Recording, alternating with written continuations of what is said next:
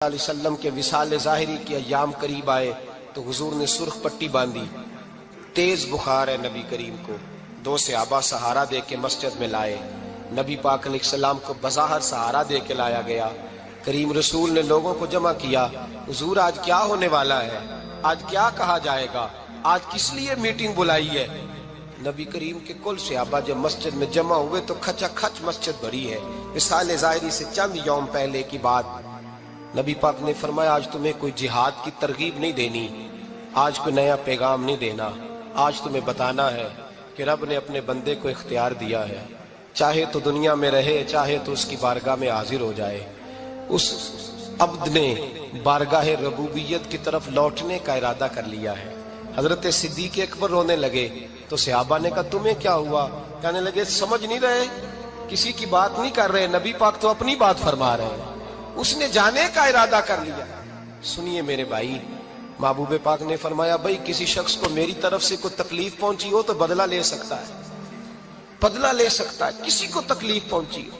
صحابہ پھوٹ کے رونے لگے، محبوبہ کرم ہی کرم ہوا ہے، رحمت ہی رحمت آئی، آپ کے بارے میں گمان کرنے والا بھی دائرہ ایمان سے نکل جائے گا۔ حضور آپ کیا فرما رہے ہیں؟ فرمایا نہیں بھائی اٹھو۔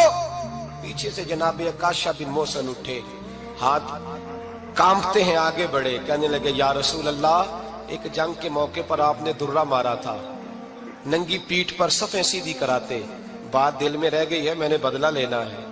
نبی کریم نے فرمایا بلال دوڑ کے جاؤ، فاطمہ کے گھر درہ پڑا ہے، درہ لاؤ۔ سیدنا بلال حبشی کہتے ہیں میں گیا، دستک دی سیدہ طیبہ طاہرہ، حضرت فاطمہ فرمانے لگی بلال کیسے آئے ہو؟ اماں جی وہ درہ چاہیے تھا۔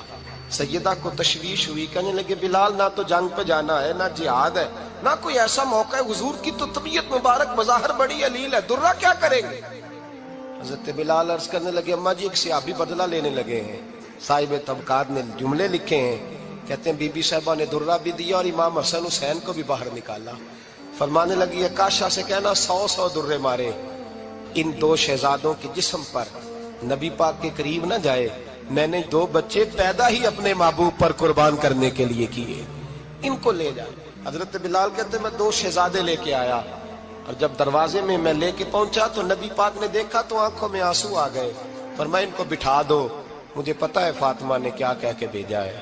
حضرت سیدنا بلال فرماتے ہیں درہ میں نے جناب عکاشہ کو دیا، حضرت عکاشہ درہ لے کے آگے جو بڑھے تو حضرت ابوبکر صدیق نے ان کے پیروں پہ ہاتھ رکھا، فرمایا عکاشہ میری طرف آ یار، مجھے مار درے، نبی پاک کے قریب نہ جا۔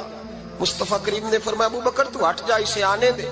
فرماتے ہیں میں چند قدم آگے گیا تو مولا علی شیر خدا نے میرے پیر پہ ہاتھ رکھا، کہنے لگے عکاشہ سوچ تو صحیح تو کیا کر رہا ہے؟ حضور نے فرمایا علی ہٹ جاؤ، میرا اور ان کا معاملہ ہے۔ جناب عکاشہ آگے بڑھ رہے، نبی کریم نے فرمایا میں اپنی امت کو درس دینا چاہتا ہوں، خبردار خبردار زندگی میں تمہارے ہاتھ سے زبان سے کسی کو تکلیف نہ پہنچنے پائے، خبردار یاد رکھنا وہ معاشرے بگڑ جاتے ہیں، وہ معاشرے تباہ کر دیے جاتے ہیں جہاں ظلم ہوتا ہے، جہاں زیادتی ہوتی ہے، جہاں لوگوں کو ستایا جاتا ہے۔ محبوب کریم کے قریب آئے حضرت عکاشہ کہ حضور میری پیٹھ ننگی تھی، آپ بھی ذرا کپڑا ہٹائیے۔ نبی کریم نے پیٹھ سے کپڑا ہٹایا، جناب عکاشہ نے درہ جو اٹھایا تو صحابہ کی چیخیں نکلی، حضرت عکاشہ نے درہ دور پھینکا، حضور کے بطن اطہر سے لپٹ گئے، چومنے لگے، کہنے لگے حضور وہ تو صفیں سیدھی کراتے لگ گیا تھا، آپ نے کہاں مارا تھا؟ یا رسول اللہ میں تو بہانہ بنا رہا تھا کہ جاتی دفعہ مجھے وجود چومنے کا موقع نصیب ہو جائے، مجھے یہ موقع نصیب ہو جائے۔ میرے حبیب نے فرمایا جس نے جنتی دیکھنا ہو میرے عکاشہ کی زیارت کر لے۔ بھائی ظلم کا دروازہ کھلا ہوا ہے اور لوگ بھول جاتے ہیں زیادتی کرتے ہوئے، وہ بہو سے ہی کیوں نہ کریں، وہ اپنے گھر کے بھول جاتے ہیں کہ شاید پوچھنے والا کوئی نہیں، شاید میزان نہیں لگے گا۔ ایران کے بادشاہ نے اپنے بیٹے کو پڑھانے کے لیے ایک استاد صاحب کا بندوبست کیا۔ استاد صاحب کو کہا کہ میرے بچے کو دین پڑھائیے، میں چاہتا ہوں کل اس نے عنان حکومت کو سنبھالنا ہے تو یہ دین سے آگاہ ہو جائے، اس کو کچھ سکھائیے پڑھائیے۔ بہت نیک بزرگ بڑے درویش عالم پڑھانے لگے، اسباق مکمل ہو گئے، دین کے اسباق قرآن مجید پڑھایا، احادیث طیبہ کا درس دیا، اصول فقہ سے روشناس کرایا۔ جب بچے نے مکمل تعلیم حاصل کر لی اور آمین ہو گئی، دستار ہو گئی، فارغ ہو گئے، تو پھر ایک دن استاد صاحب نے کہا بیٹے کل تم نے ضرور آنا ہے، کچھ بات کرنی ہے۔ شہزادہ گیا ملنے استاد صاحب سے، استاد صاحب نے کنڈی لگا لی، ہاتھ میں درہ پکڑ لیا، مار مار کے پورے وجود کو زخمی کر دیا، کوئی غلطی نہیں، کوئی بات نہیں، مارا۔ اب بچہ آیا آ کے بادشاہ سلامت سے کہا کہ ابا جی سمجھ نہیں آئی، بڑا مارا ہے استاد۔ تو سیانے تھے نا بادشاہ، یہاں تو قاری صاحب روز کٹہرے میں کھڑے ہوتے ہیں، مولوی صاحب آپ نے میرے بچے کو کیوں مارا ہے؟ آپ 8,000 کے مولوی ہیں، میرا کئی کروڑ کا بچہ ہے، سویرے بدل لیں گے، خبردار آپ نے بچے کو ہاتھ لگایا، اپنی حیثیت میں رہے معاذ اللہ۔ جو قومیں استادوں کو کٹہروں میں کھڑا کرتی ہیں وہ ترقی نہیں کر پاتی، جو استادوں کو کٹہروں میں روز کھڑا کرتے ہیں۔ کہا ابا جی بڑا مارا ہے، تو والد بڑے سمجھدار تھے، کہنے لگے بیٹا استاد باپ ہوتا ہے، وہ زیادتی نہیں کرتا، کوئی بات ہوگی، میں تیرے استاد کو کٹہرے میں نہیں بلاؤں گا۔ اماں سے بات کی، اماں کہنے لگی بیٹا میں تیرے باپ سے کیسے بات کروں، ڈرا تھا۔ وقت گزر گیا، 22 سال بیت گئے، 22 سال گزر گئے، بادشاہ کا انتقال ہوا، شہزادہ تخت پہ بیٹھا، پہلا حکم یہ دیا کہ میرے استاد کو بلاؤ، پہلا حکم۔ استاد جی بوڑھے ہو گئے تھے، چھڑی کے اوپر ٹیک لگا کے آئے اور بھویں سفید ہو کے جھک گئی تھیں، یوں آنکھ کھول کے بڑی مشکل سے دیکھا، کہنے لگے شہزادے حکم ہو۔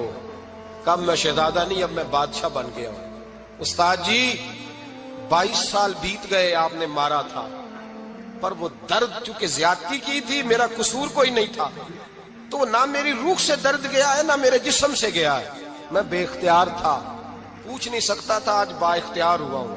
سب سے پہلے پہلا حکم آپ کو دیا، بلایا ہے، بتائے کیوں مارا تھا، کیوں مجھے مارا تھا، میری زیادتی بتائے۔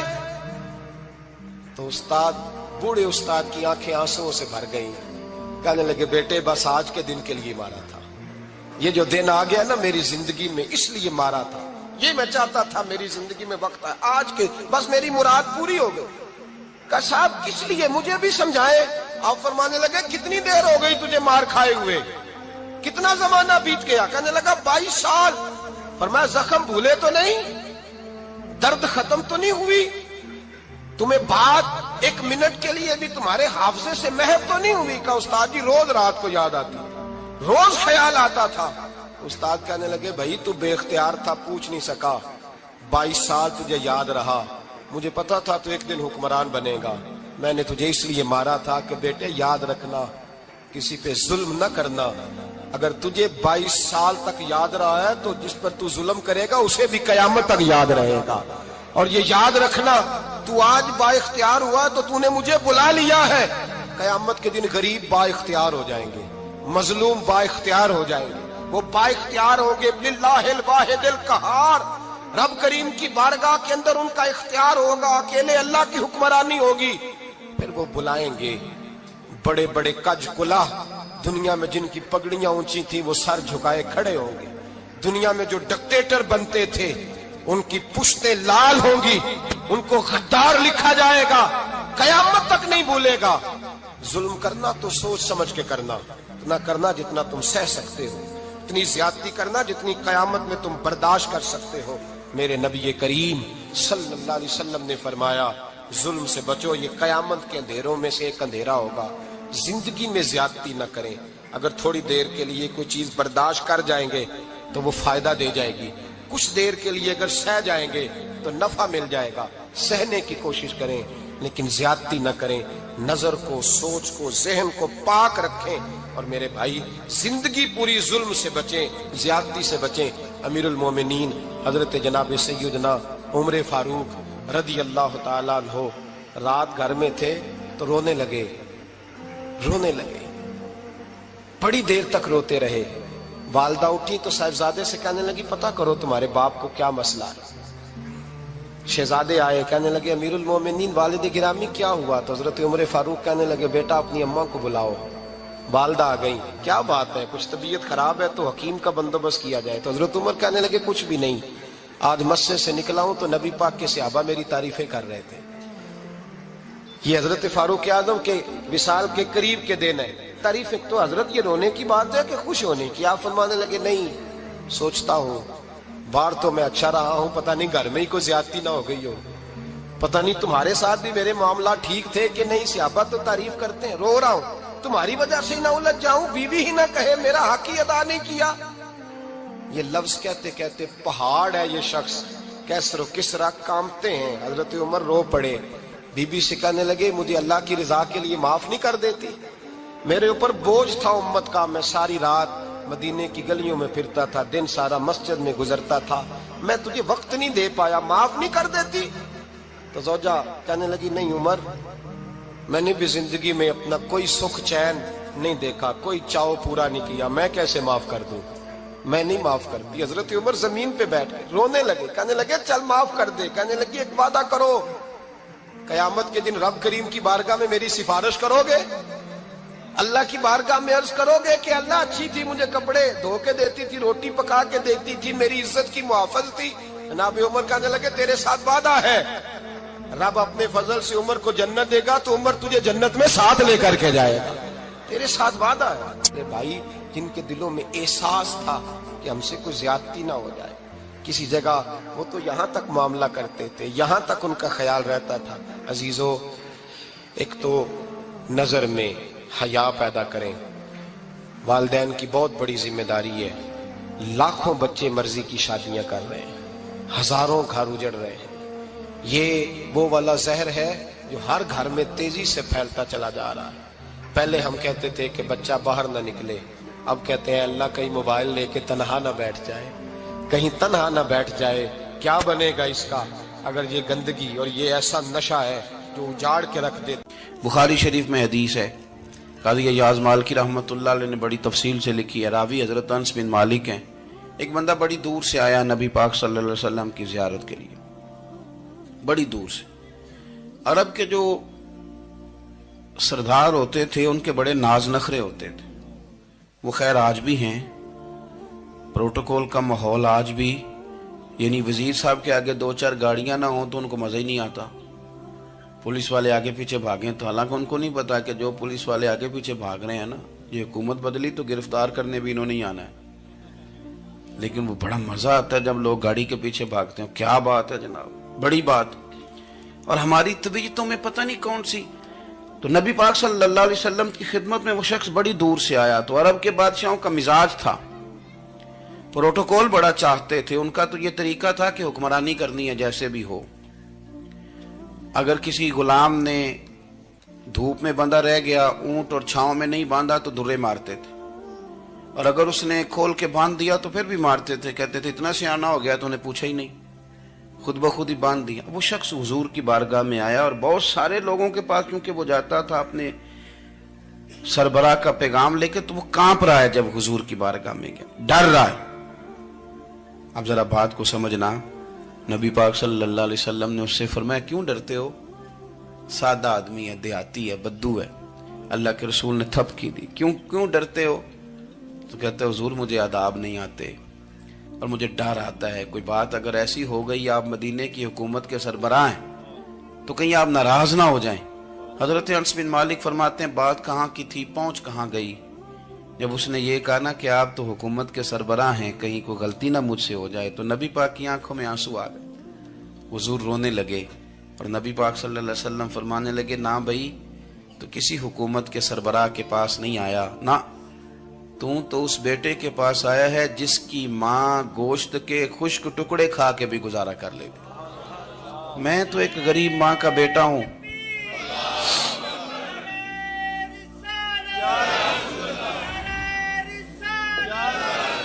भाई अगर आपका ये ज़ौक बन जाए, देखो ना आज तो लोग भूल जाते हैं ना, कपड़े बदल लेते हैं तो वो समझते हैं कि शायद सारा कुछ ही बदल गया, यानी गांव से आकर पढ़ने वाले भूल ही गए हैं कि किसकी माँ ने कितना जेवर बेचा था।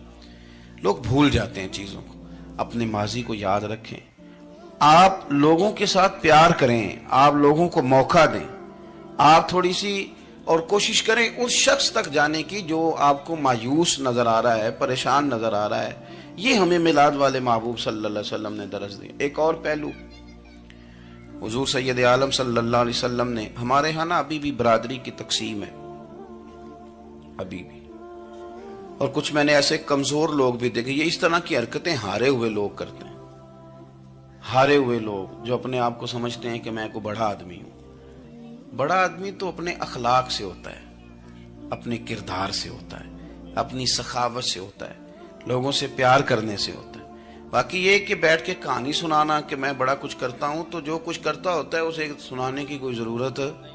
ایک اور بہت سارے لوگ آپ تعزیت کرنے جائیں نا والد کے انتقال کے بعد, تو ان بیچاروں کو بتانا پڑتا ہے کہ ابا جی میرے بغیر دوائی نہیں کھاتے تھے.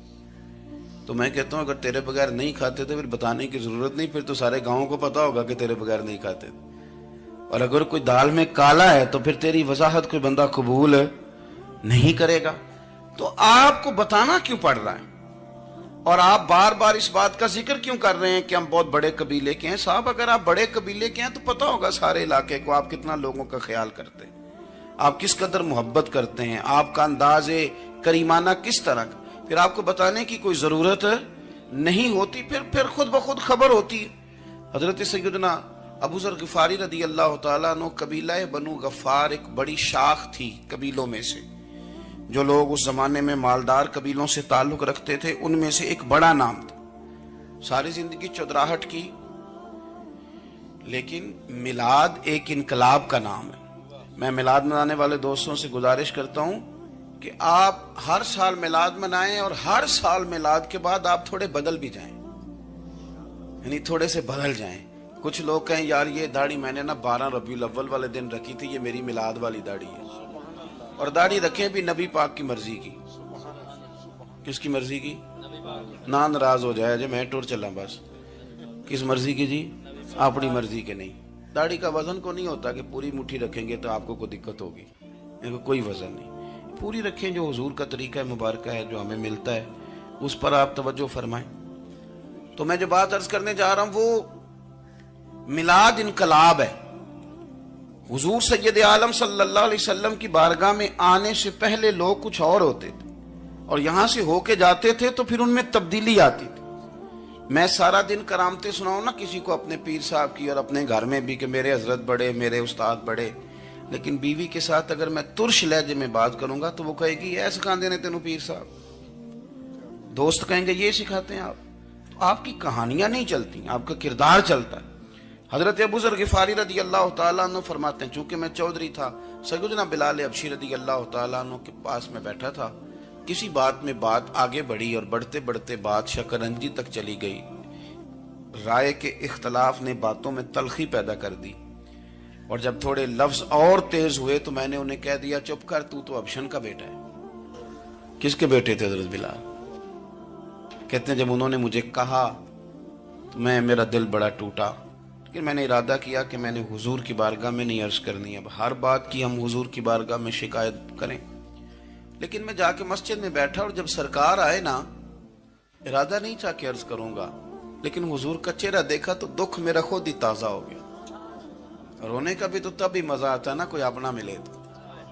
فرماتے ہیں کہ میرے آنسو نا بغیر اختیار کے چھلک پڑے, اور میں کھل کے روئے, کھل کے. قربان جاؤں محبوب کے بھی حضور نے پاس نہیں بلایا, بلکہ نبی پاک اٹھ کے خود میرے پاس آئے اور مجھے کندھوں سے پکڑ کے سینے سے لگایا. اور جب میں کھل کے رو لیا تو حضور میرے آنسو پوچھنے لگے. کچھ شعر ایسے ہوتے ہیں جو کسی نے کہے ہوتے ہیں, اور کہنے والا جو ہوتا ہے وہ صاحب حال ہوتا ہے, تو اس میں کچھ خوبصورتی زیادہ ہی ہو جاتی ہے. ایک پنجابی کے شاعر ہمارے گجرات میں گزرے, بزرگ تھے, ان کا ایک شعر ہے, وہ کہتے ہیں ایک واری میری آنکھیاں چوں اونا نے اتھرو پونجے سن. ایک واری میری آنکھیاں چوں اونا نے اتھرو پونجے سن, ہن تے چسکا پہ گیا رونے دا. ایک واری میری آنکھیاں چوں اونا نے اتھرو پونجے سن, ہن تے چسکا پہ گیا رونے دا, تے ہر ویلے آہو زاری دا. تو میں روز رونے لگا ہوں, مزہ ہی بڑا آیا ہے جب سے محبوب نے چپ کرانا شروع کیا میرے عزیز.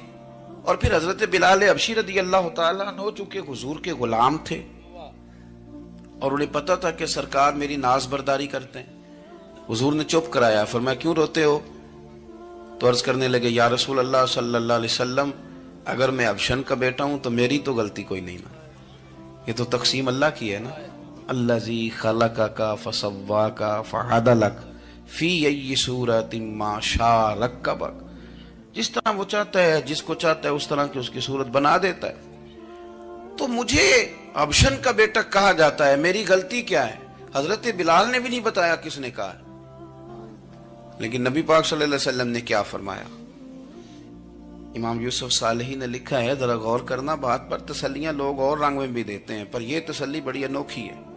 حضور فرمانے لگے، بلال اگر تو ابشن کا بیٹا ہے تو پریشان کیوں ہوتا ہے؟ کالے رنگ والی ماں کا بیٹا ہے تو پریشان کیوں ہوتا ہے اگر تیری والدہ کا رنگ کالا ہے تو؟ عرض کی حضور آپ کیا فرمانا چاہتے ہیں؟ تو سرکار فرمانے لگے، میں دو ماؤں کا بیٹا ہوں. ایک جناب آمنہ جنہوں نے مجھے پیدا کیا، اور ایک حضرت ام ایمن جنہوں نے میری پرورش کی، مجھے بڑا کیا. حضور فرمانے لگے، میری ماں آمنہ کا رنگ گورا تھا اور میری ماں ام ایمن کا رنگ کالا ہے. تو فرمایا اگر تجھے کسی نے کالے رنگ والی ماں کا بیٹا کہا تو اسے کہہ دینا مدینے والی محبوب کے بھی تو ایک والدہ کا رنگ کالا ہے، تو کہہ دینا. حضرت بلال کہتے ہیں کہ وہ اس طرح کی تسلی تھی، طفل تسلیاں نہیں جس طرح کی ہمیں دی جاتی، وہ اس طرح کی خوبصورت تسلی تھی کہ اس کے بعد میرا دل ایسا ٹھنڈا ہوا، پھر کسی کا تانا نہیں رہا، پھر کسی کی